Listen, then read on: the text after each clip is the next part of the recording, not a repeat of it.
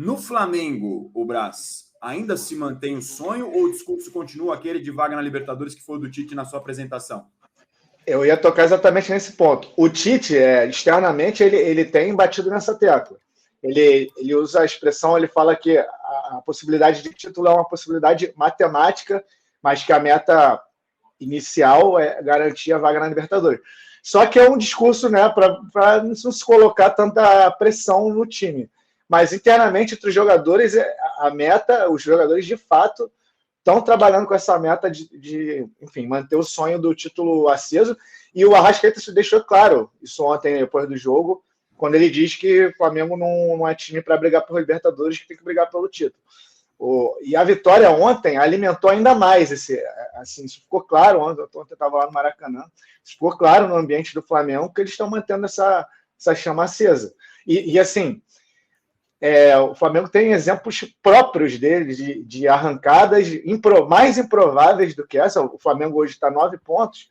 O Flamengo, para quem não lembra, 2009, chegou a ficar em 14º e ficou, se não me engano, 13 pontos da liderança e arrancou o título. Em 2020, ficou 11 pontos atrás, ele alcança a liderança na penúltima rodada e é campeão. Então, assim, e aí indo para o lado do torcedor, o flamenguista é um otimista por natureza. Tem aquela frase clássica dele do deixou chegar. E assim, aí depois de uma vitória no Clássico, o clima já é esse mesmo.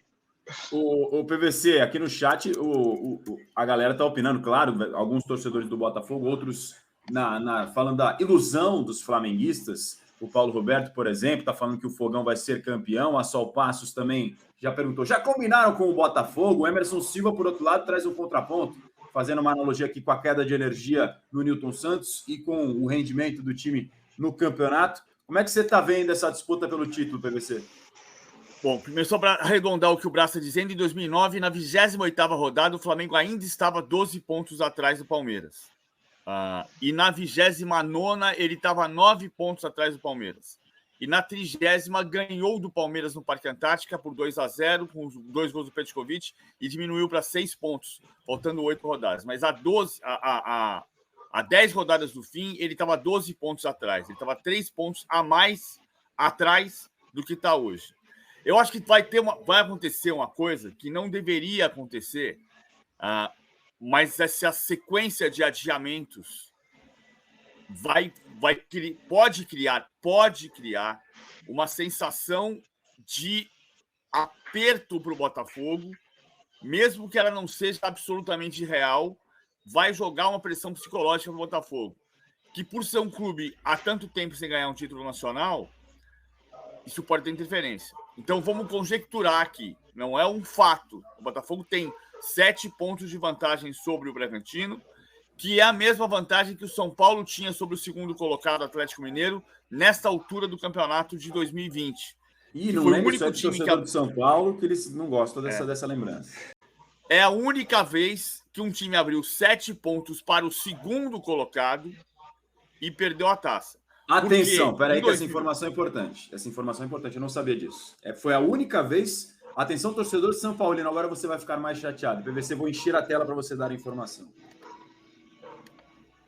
Porque é o seguinte, em 2009, o Flamengo estava em 6º lugar. Nessa altura que eu citei, 28ª rodada, quer ver? O Palmeiras tinha 5 pontos de vantagem para o segundo colocado, que era o São Paulo. Qual é a diferença? A diferença é você olhar para o retrovisor e o cara tá aqui atrás de você te jogando pressão. Então, o Palmeiras não estava olhando para o Flamengo 12 pontos atrás. O Flamengo virou de maneira espetacular e foi campeão. Mas a diferença do Palmeiras era para o segundo colocado de 5 pontos. Então, ele tinha um olhar ali com um certo cuidado para o segundo colocado. A única vez que um time abriu 7 pontos e perdeu o campeonato, 7 pontos para o segundo colocado e perdeu o campeonato, foi o São Paulo em 2020.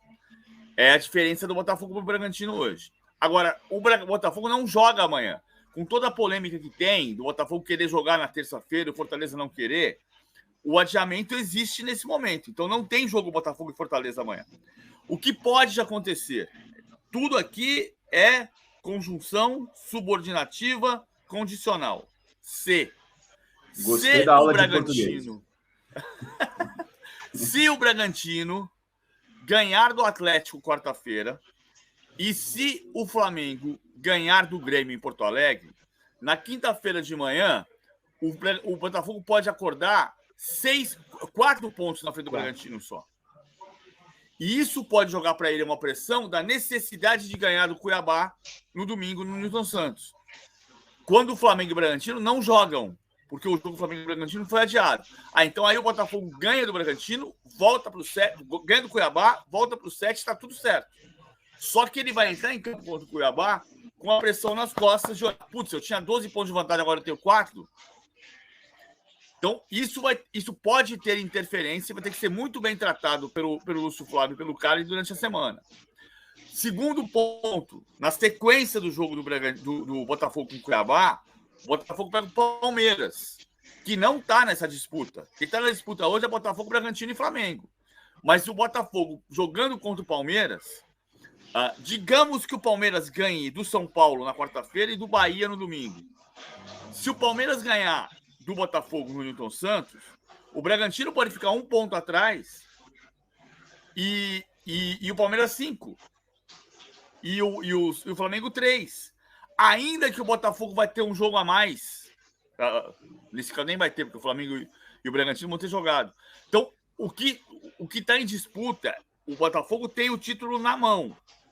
Mas essa sequência de adiamentos pode causar uma pressão psicológica, um peso nas costas a mais.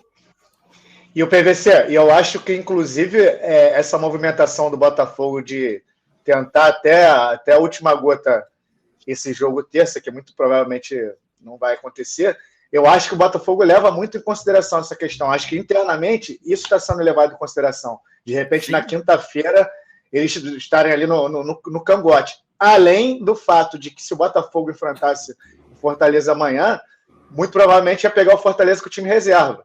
Então, num provável adiamento, o Fortaleza já está com o time titular. Né? Esse é o principal detalhe, porque assim, tal qual o Fluminense, os jogos do Fluminense no Brasileirão agora, não sei se já está, acho que já está dividindo. A torcida só pensa em 4 de novembro.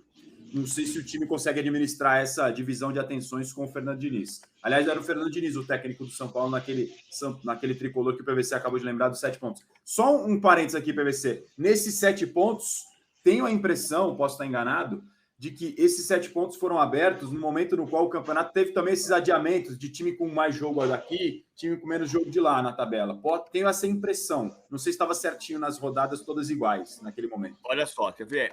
O debacle do São Paulo começa no dia 26 de dezembro, depois de ganhar do Fluminense no Maracanã. Estou botando no arquivo aqui bonitinho, peraí. Vamos lá.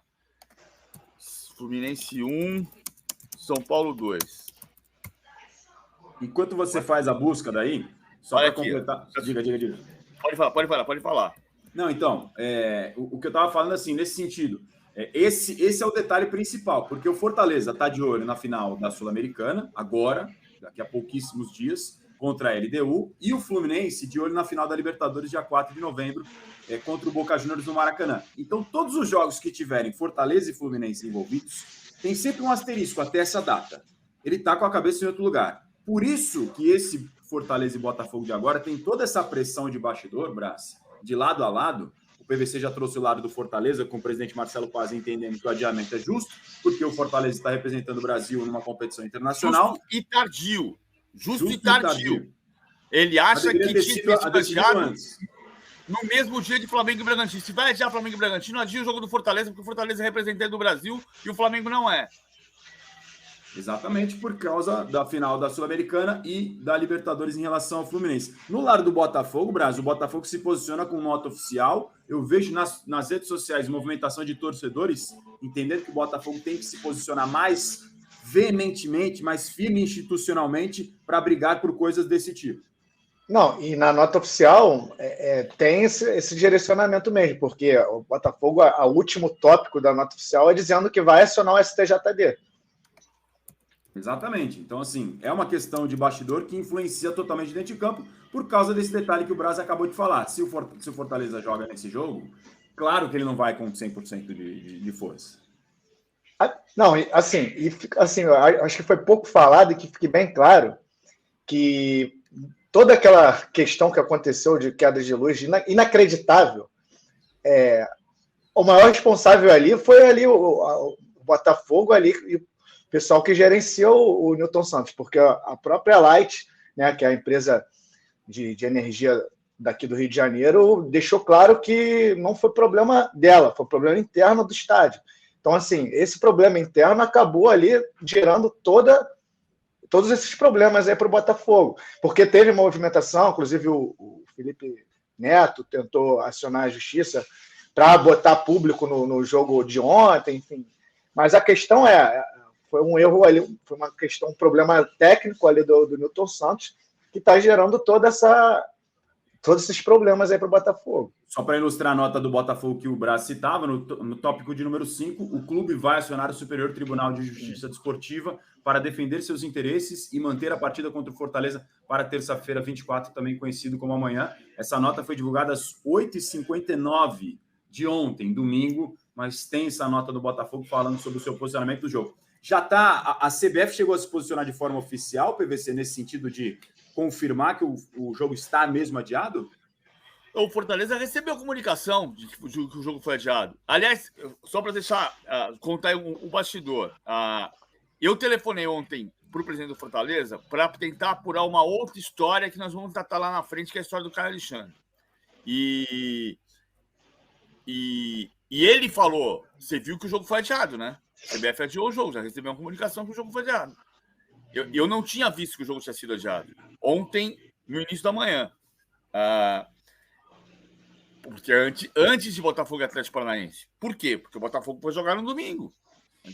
E aí, o jogo que, na visão do Fortaleza, deveria ter sido adiado, pensando no Fortaleza, foi adiado para não haver 2 jogos no intervalo de menor de 72 horas.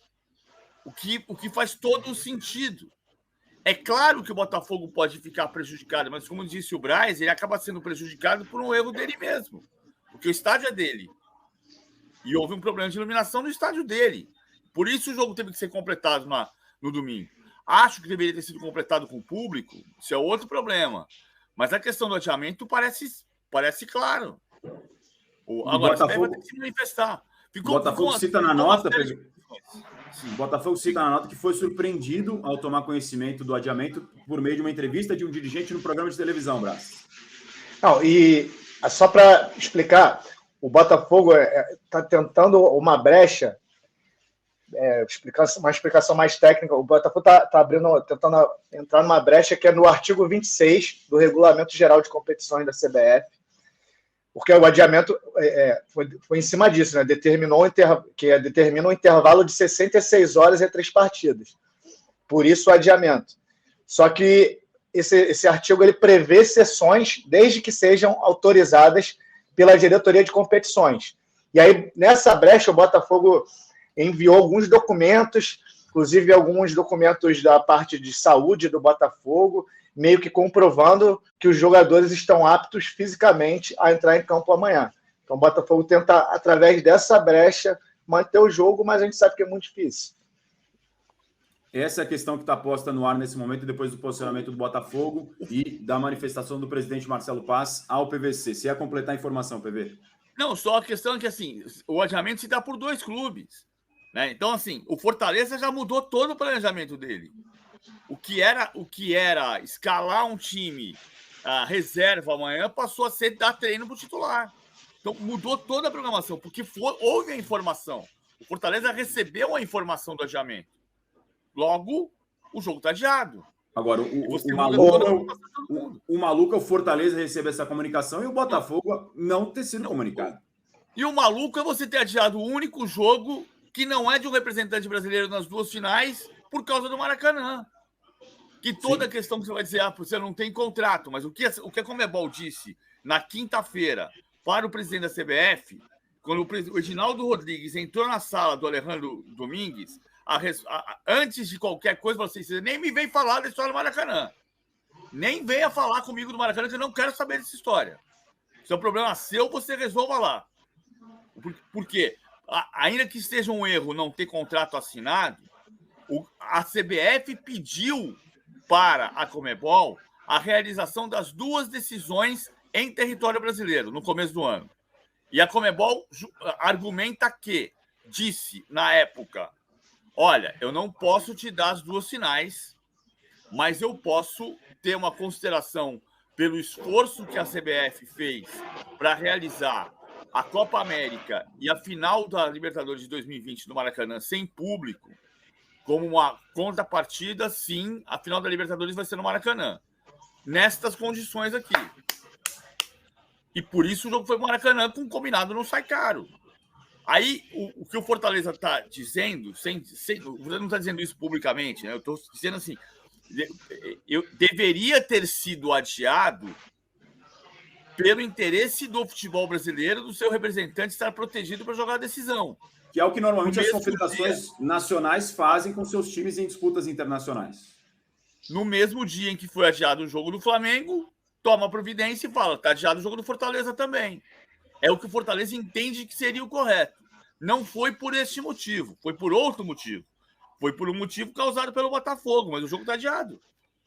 E só para explicar aí para quem está assistindo, de repente não entendeu por que ontem ficou sem público, essa questão do jogo ontem ter sido, do segundo tempo ter sido realizado sem público, não foi uma decisão da CBF, tá? Essa decisão, ela é uma decisão da Polícia Militar do Rio de Janeiro, que já de alguns anos determina que não tem como terem dois jogos no Rio de Janeiro no mesmo dia. E que a polícia não consegue ter demanda de atender dois jogos no mesmo dia no Rio de Janeiro. Então, como ontem teve o Clássico Vasco e Flamengo, a PM disse que não teria como atender um outro jogo no mesmo dia, no caso no Newton Santos, jogo do Botafogo, com o público. Que é algo assim, muito questionável. E aí eu acho que, de fato, o Botafogo tem que questionar, porque assim, a polícia está aí para garantir a segurança.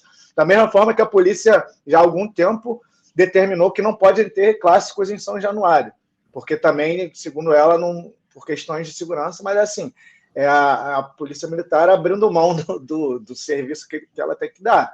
Aí já é um outro ponto, mas só para deixar claro para o pessoal que está assistindo, que não teve público ontem, não foi uma decisão da CBF, é uma decisão da Polícia Militar do Estado do Rio de Janeiro. Aqui no nosso chat, a Cristal, torcedora do Botafogo, que está sempre com a gente aqui no De Primeira, está dizendo: a falta de luz no Newton foi muito bizarra. Não tinha luz no banheiro e nas rampas. Ninguém avisou nada para nós dentro do estádio. Deve ter sido uma situação muito assim, estranha para quem estava no estádio, sem entender bem o que estava acontecendo. A luz foi e voltou, até que veio então a definição, depois do final do primeiro tempo, de que não teria mesmo condições de ter o jogo. E aí a partida foi realizada no dia seguinte, sem público, Brás. Não, e só para complementar em cima dessa informação, eu apurei. Não, é porque eu perguntei assim, poxa, mas e o torcedor que estava lá dentro do Newton, ele não ia sendo informado do que estava acontecendo? Aí me explicaram que a queda de energia foi tão grande que afetou também o sistema de som, o placar, então não tinha como comunicar ao torcedor. Tanto que o comunicado ao torcedor lá presente no estádio de que a partida havia sido suspensa, teve que ser feito pelo megafone lá dos funcionários que estavam trabalhando, eles pegaram o megafone para anunciar, a partida está suspensa. Então não tinha nem como informá-los através do sistema de som, porque também estava sem energia no sistema de som e no placar. Para a gente amarrar esse tema do Botafogo, o Brás, a Light, que é a responsável por fornecer energia, de alguma forma se manifestou? Se manifestou e ela foi bem incisiva, dizendo que não era um problema dela, as quedas de energia, que era um problema interno do estádio Newton Santos. Lembrando que o Newton Santos agora vai ter uma série de shows aí, né? Você sabe. Imagina se tivesse essa queda de show. Agora vai ter o show do RBD. E aí vai ter... Roger Waters, enfim. Tudo bem que eles já chegam com uma estrutura de gerador que eu acho que sustenta. Mas você imagina no meio do show do Roger Waters, cai a luz lá do... Nesse momento, organizadores coçam a cabeça e ficam preocupadíssimos com os shows que vêm por aí. Porque, cara, imagina uma estrutura de show, a demanda de pessoas, o tamanho de investimento que é feito, quanto tempo que as pessoas se programam para ir num show, né?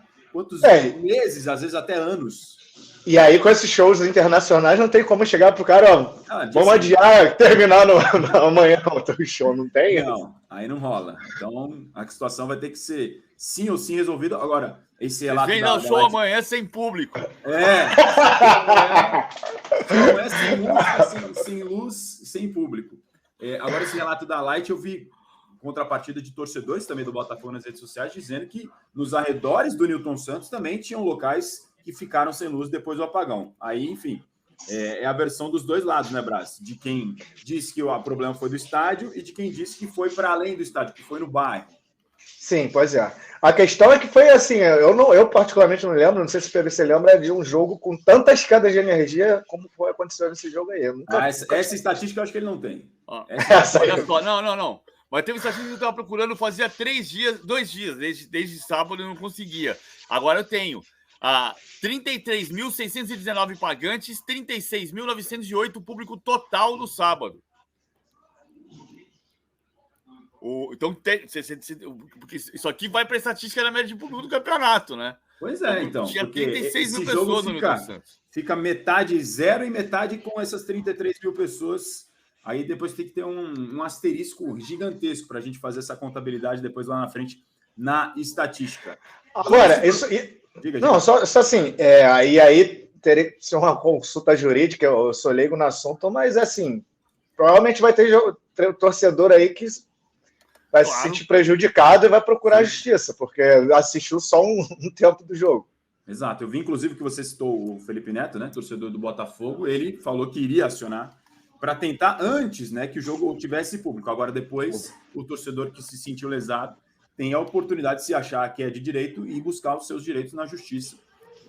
Aí cada um vai decidir da sua maneira. Não sei nem se esse é caso, se tem possibilidade, a gente teria que ouvir especialistas, evidentemente, de uma ação conjunta, nem sei se vai ter esse tipo de movimentação. Dentro de campo, o jogo do dia seguinte, Brás, não teve a faísca que teve o do primeiro, né? Pois é, eu acho que o fato de não ter público, né, acho que dá uma murchada nos próprios jogadores, né? O Tietchan falou disso, que a atmosfera era muito pior no dia seguinte. Pois é, porque foi como até o uniforme falou, era diferente do Botafogo. Até o uniforme. Pô, foi como o PVC falou, tinham 30... Imagina, você está jogando para 36 mil pessoas no dia anterior, aí você chega no outro dia, só o barulho ali da bola, do treinador gritando. Fora o fato de que os jogadores ali no sábado, tô ali jogando sábado à noite, dominguinho ia ganhar uma folga, já devia ter combinado aquele churrasquinho, caiu o churrasco, caiu tudo.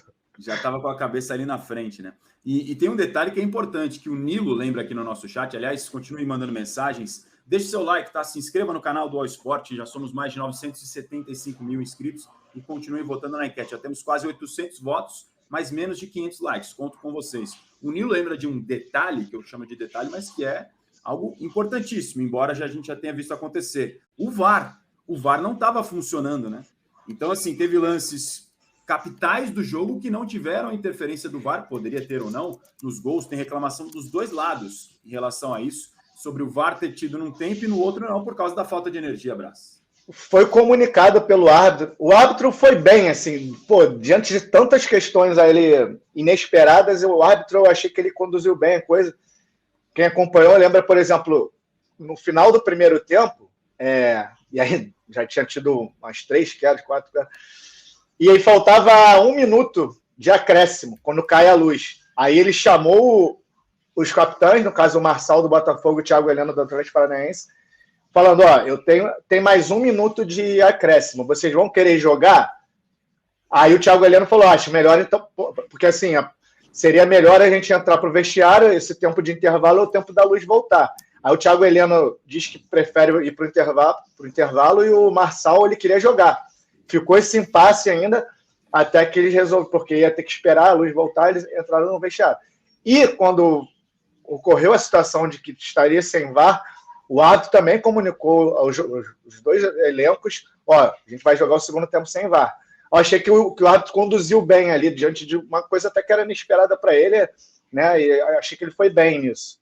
E aí depois tiveram reclamações de lado a lado por problemas que são inerentes, né? Nos 2 gols ali, sempre vai ter algum detalhe que pode chamar a atenção e gerar uma reclamação quando você não tem o VAR para checar.